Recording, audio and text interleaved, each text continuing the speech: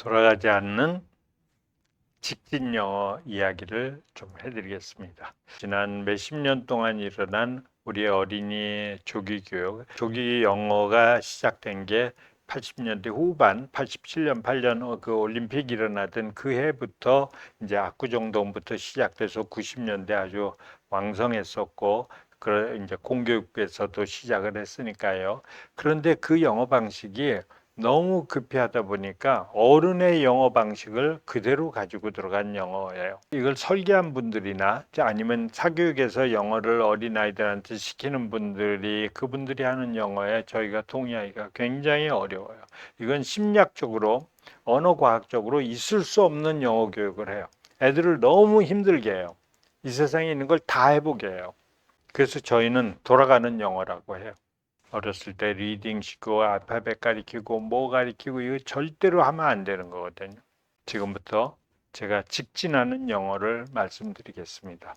우리 한국어 배운 적 없죠? 어머니들은 제가 이 말씀을 드리면 한국어는 모국어니까 그렇죠? 맞아요. 모국어는 자연어라서 배우는 게 아니에요. 이건 동물들도 하는 거예요. 강아지도 하고 새들도 하고 자연어죠. 어떤 분은 식물도 한다 그러니까요. 모국어입니다. 이거는 문법부터 배우는 게 아니에요. 저절로 되는 거예요. 미국 애들도 영어 못하는 사람 없잖아요. 글자 모르는 사람 많아도 영어 언어 못하는 사람은 없어요. 중국어 그 어려운 한문이 있지만 한문 모르는 사람들도 문맹률이 굉장히 높거든요. 중국이. 그래도 중국어 다 능통적으로 잘해요. 이건 배우는 게 아니라서 그래요. 그런데 우리 영어가 시작될 때는 제2 외국어이기 때문에 이거는 이렇게 배워야 돼 하는 이상한 로직들이 생겼어요. 그래서 어른들이 배우는 시각, 어른들이 영어를 외국어를 배우는 거하고 어린아이들이 영어를 배우는 거하고는 전혀 개념이 다른데 이 우리나라 영어를 잘한 사람들이 영어 교육을 설계했다는 게 저의 불만이에요.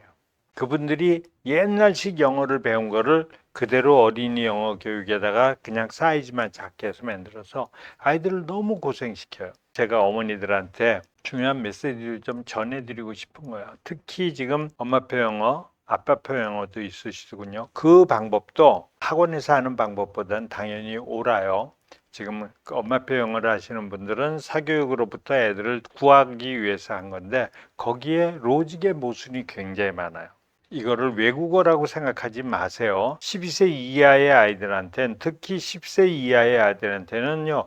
모국어, 외국어 개념이 없어요. 여기가 한국이냐 미국이냐도 개념이 없어요. 창조주가 인간의 두뇌한테 언어를 빨리 습득할 수 있는 어떤 에너지와 어떤 장치를 어렸을 때 심어놨기 때문에 걔네들이 5살도 되기 전에 이 어려운 우리말을 다 배운 거예요. 그때만 안 놓치면 되는 거예요. 돌아가지 않는 직진 영어 말씀을 좀 드리겠습니다. 돌아가면 안 되죠. 대충처럼 너무 돌아가면 안 되죠. 영어 유치원 보내고 뭐 보내고 뭐 보내고 그러면 집 한 채 날라가잖아요. 영어 때문에 조기 유학 다녀오고 갔다 와서 또 영어학원 몇 개 보내고 또 영어로 토론하는 데 보내고 그러면 중학교 1학년 때 2학년 때 영어가 능숙해지죠.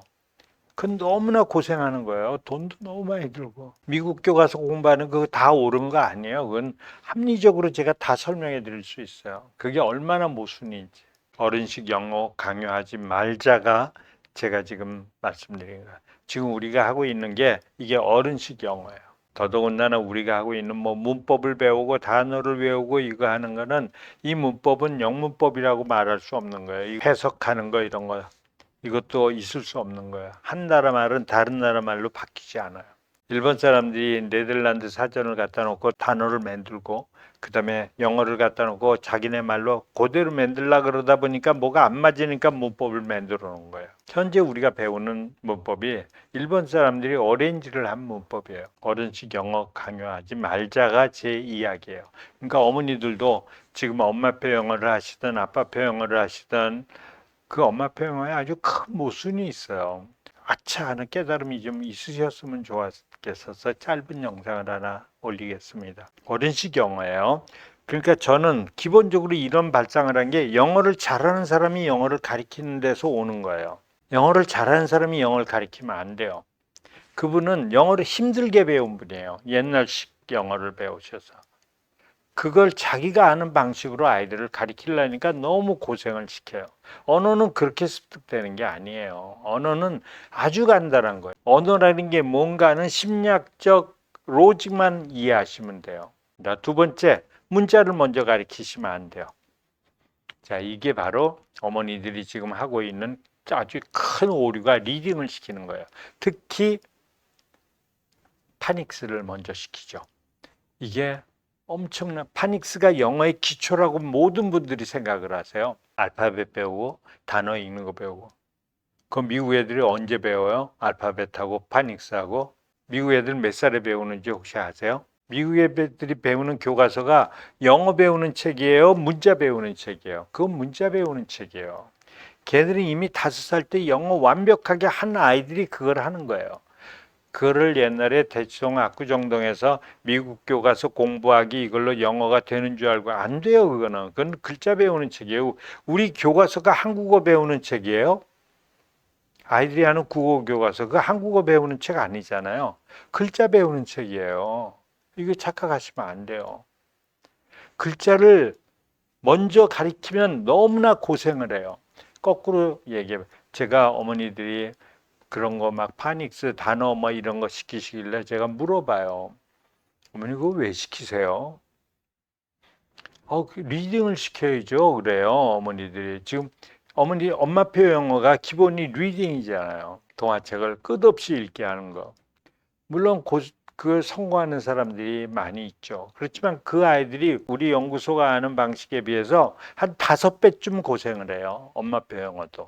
영어 그렇게 어려운 거 아니에요. 어른한테만 어려워요. 아이한테는 아무것도 아니에요. 우리 어린아이들한테는요, 우리가 방에만 안 놀면요, 금방 배워요, 영어는. 제가 역으로 어머니들한테 제가 질문할게요. 한국말 모르는 사람한테 한글 가르칠 수 있어요? 돼요? 불가능한 거예요. 왜 우리는 영어를 못하는 애한테 영어 리딩을 시키려고 그래요? 한국말 모르는 애가 어떻게 한국 책을 읽어요? 그건 어른들이 하는 방식이라고요. 그게 잘못된 거예요. 그러니까 고생하는 거예요. 영어는 우리나라에 특히 문법 가르치면 안 돼요. 우리나라에 한국말 잘하는 사람들 지금 외국인들 많죠. 그 사람들 문법 아는 사람 있어요? 없어요. 교환학생들이나 나중에 한국말 잘하는 사람들이 문법적으로 뭐 학당에 가서 아주 기초적인 문법 배우는 사람들이에요. 문법부터 언어는 못 배우는 거예요. 저 세 가지는 직진 영어의 핵심이에요. 영어 잘했던 분이 우리 아이를 영어를 가르친다는 생각은 오류입니다. 판단착오예요. 착각이에요. 그분은 자기가 배운 식으로 가르쳐요. 그렇게 어린아이들 영어는 그렇게 배우면 문자부터 가르치면 안 돼요. 그러면 아이들이 영어에 능숙해지는데 굉장히 어려워요. 문법은 절대로 가르치면 안 돼요. 초등학교 6학년 여름방학까지. 그것도 원래는 가르치면 안 되는데 중학교에서 문법 시험을 보니까 어쩔 수 없이 하는 거예요. 문법은 사실은 대학교 가서 해야 되는 거예요. 자, 저 세 가지가 매우 중요합니다. 혹시 어머니들이 자녀를 유학 보내실 계획이나 있거나 그런 문법 절대로 가르치지 마세요. 여기서 문법을 해서 능숙해진 아이들은요, 현지화가 안 돼요. 한국식 문법에다 껴 맞추지를 못해요. 문법을 전혀 안 배운 애들은 금방 현지화해요. 빠른 애들은 뭐 1년 내로 그냥 바이올린 것 같아요. 근데 문법 하는 애들은 굉장히 오래 걸려요. 그러고도 제대로 된 영어를 못 배워요. 여기서 영문법을 배운 아이들. 일본식 문법이 있죠. 껴 맞추는 영어. 자, 직진 영어 이야기를 해드릴게요. 언어 회로를 인스톨 시키는 게 핵심이에요. 영어 공부는. 언어 회로 인스톨 시킨다는 게 뭐예요? 우리 아이들이 한국말 가르칠 때하고 똑같이 시키는 거예요. 그거를 어떤 영어 하는 분들은 그걸 모국어 학습법이라고 하는데 그 방법하고는 다른 거예요. 이 방법은 아주 간단하니까 알려드릴게요. 저기 shouting and gesturing이라고 써 있죠. 저게 다예요. shouting and gesturing. 저 핵심이 뭐예요? shouting, 소리 질러야 돼요. 그리고 gesturing 뭐예요? 제스처 해야 돼요. 뭘로 하는 거예요? 영화, 미국 영화, 만화 영화죠. 액션이 많고 말이 많은 거. 그래야 말이 많아야 아이들이 습득을 빨리 하니까. 그 영화, 우리도 애들 비디오 많이 보여. 그 방법이 아니에요. 이건 언어 회로. 우리가 한국말을 한다는 건 나중에 보니까 그래서 우리가 이 두음 법칙을 이랬구나. 어머니들 지금 두음 법칙이 뭔지 설명할 수 있어요? 한국 문법 아는 거 있으세요? 없잖아요. 저는 그래도 교육 쪽에 있어서 두음 법칙은 어렴풋이 기억나요. 근데 정확하게 설명 못 하겠어요. 언어하고 문법하고 전혀 다른 거예요. 우리가 한국말을 잘하는 건 두뇌 속에 언어 회로가 한국어 언어 회로가 어렸을 때 생긴 거예요. 그렇게 만들어주면 돼요. 그 언어 회로 만드는 언어 회로를 인스톨 시키는 방법을 알려드릴게요. 이거는 12세 이전에 누구한테나 되고요. 10세 이전을 저는 권해요. 초등학교 4학년이 되면 이건 발음도 안 가르치는 거고 글자도 안 가르치는 거예요. 아무것도 안 가르치는 거예요. 누구나 되는 거예요. 이건 언어 심리학적으로, 언어 과학적으로 이건 너무나 명백한 로직이에요. 자, 샤우팅 앤 제스처링이에요. 소리를 지르고 몸짓을 한다요. 뭘 가지고요? 영화 가지고. 영화인데 어떤 영화요? 무슨 그 미국 애들이 초등학교 1학년 때 하는 그 영화는 그건 그 학교에서 배우는 거 영어로 만드는 거 그건 영어 배우는 거 아니고 글자 배우는 거라 그랬어요. 우리 아이들은 영어를 배워야 돼요. 글자를 배우는 게 아니라. 글자는 영어가 능숙해진 다음에 배우는 거예요. 순서가 그렇게 되어 있는 거예요. 그래서 미국 아이들 7살, 8살 아이들이 보는 그 영화를 그냥 봐야 돼요. 우리 아이들하고 나이가 똑같게. 그게 흥미로운 주제가 똑같은 거예요. 우리 아이 영어 못하니까 미국의 유치원 애들이 하는 거 배우지 그런 걸로 못해요. 힘들어요. 아이들 재미없어요. 똑같은 영화. 저희가 지금 뭐 권해드릴 수 있는 거는 자녀가 여러 명이 아니면 동네 아이들하고 같이 한다면 주토피아라는 영화를 권해드려요. 주토피아. 말이 빠르고 아이들이 등장 에피소드가 많고 그런 거예요. 공급하는 회사에서 뭐 1인당 얼마 안 내면 살 수 있어요. 그걸 살 수 있고요. 한 아이들한테 하나씩. 샤우팅 하려면 방이 하나 필요해요. 소리를 마음껏 지를 수 있는 방. 좀 카텐을 해주든지 흡음판을 해주신지 옆집에 뭐 방해가 안 될 정도만 거기 가서 그 영화를 틀어놓고 아이가 혼자 하는 것보다는 여러 명이 하면 더 재밌고요. 뭐 아니면 걔가 혼자서 잘하고 어머니가 잘 관리해 주셨으면 혼자 하셔도 돼요. 그 방에 같이 들어가서 서서 해야 돼요. 높은 책상을 서서 하는 책상을 사다가 거기다 태블릿이나 노트북을 이렇게 놓고 영화를 틀어주세요. 그리고 헤드폰을 끼게 해야 돼요. 샤우팅을 하려면. 이 샤우팅이 매우 중요해요. 리스닝이라는 게요. 어른들이 하는 듣기 훈련이라는 거 있죠. 그 듣고 있어도 잘 있게 되지 않은 거예요. 이건 저장이 잘 돼야 돼요. 저장의 요소가 많아야 돼요. 그래서 뇌가 울려야 돼요. 그리고 소리를 질러야 돼요. 감각기관을 다 써야 돼요. 헤드폰 편안한 거, 이어폰 말고 헤드폰 있죠. 큰 거, 딴 소리 안 들리는 거. 그걸 편안한 걸 씌워줘요. 그리고 서서 해야 돼요. 서서 해서 그 주토피아라는 영화를 단어도 가리키지 말고 알파벳도 가리키지 말고 자막도 보여주지 말고 아무것도 보여주지 마세요. 그냥 소리 지르면서 따라하게 하세요. 그리고 옆에서 불안해서 너 왜 발음이 틀렸니? 이런 거 교정해 주지 마세요. 적어도 20번 될 때까지는 교정해 주지 마세요. 다 알아서 해요. 어린아이들은. 10세 이전의 아이들은. 그 어려운 발음들 뭐 이런 거 있죠. 모음에 뭐 이런 거 아무 걱정하지 마세요. 걔네들은 본능적으로 다 해요. 그렇게 하고 서서 헤드폰을 끼고 소리를 크게 지르게 해야 돼요. 그래야 그 진동이 머릿속에서 반복 횟수를 줄여줘요.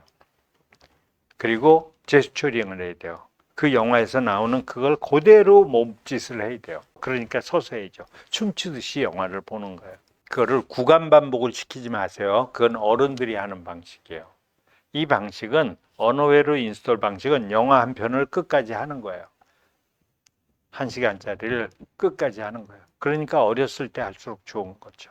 자막 보여주지 마세요. 그거를 애가 지루해하면 그 지루해한 것만 어머니가 잘 관리하시면 돼요. 그러니까 여러 명이 하면 덜 지루해요.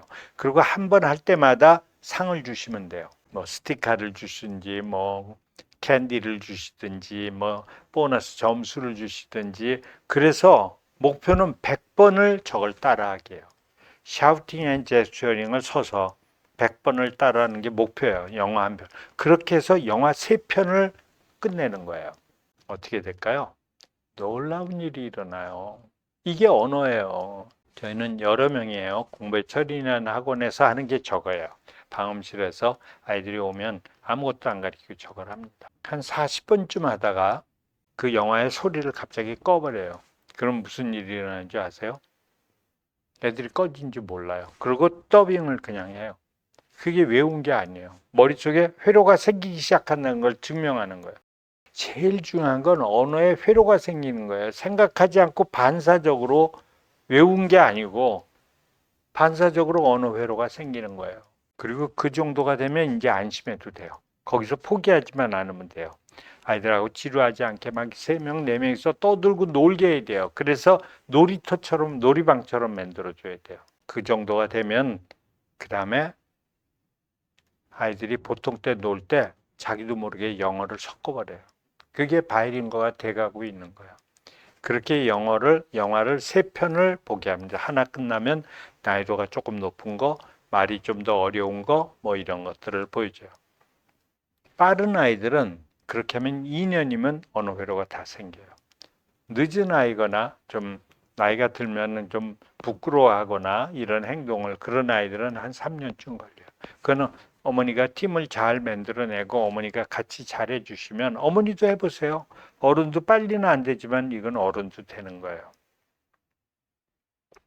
이건 한국인들이 영어 하는 방식이에요. 독일 사람이나 라틴 계열 사람들은 이렇게 안 해도 돼요. 우리가 일본어 배울 때 아주 간단히 배우잖아요. 언어가 똑같아서 그래요. 일본어하고 우리말은 똑같잖아요. 사실 일본어 우리 경상남남도잖아요.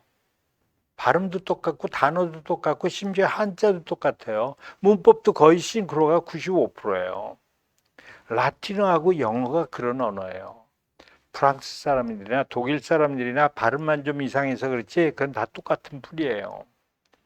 우리는 영어를 배울 때 이 방법밖에 바람직하지 않아요. 우즈베키스탄이나 동남아시아 뭐 저 동유럽 쪽 사람들이 케이팝 붐이 일어나고 한국 드라마 좋고 그래서 그 사람들 문법 하나 안 배우고 이렇게 해서 한국어 배우는 거 혹시 아세요? 텔레비를 이렇게 보고 있어요. 연속극으로 배워요, 그 사람들. 우리 한국말이 어떤 언어로도 해석이 안 되는 말이에요. 영어로는 절대 해석 안 돼요.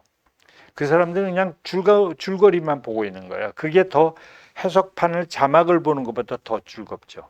한 2년쯤 그 연속극을 많이 보고 혼자서 입속으로 따라하는 거거든요. 그 사이에. 따라하지 않으면 오래 걸려요. 입으로 중얼중얼 따라해야 돼요. 그 사람들이 본인이 인식을 못했지만 따라한 거예요. 빨리 된. 입으로 따라해요. 샤우팅하면 더 빨라지고요. 그러다가 한 2, 3년 지나면 갑자기 이런 말을 해요. 엄마, 나 한국말 하는 것 같아. 이래요. 그게 언어회로 생기는 거예요. 언어는 이런 거예요. 자, shouting and gesturing. 이게 다 되면 어떻게 될까요? 언어 회로가 다 생겨요.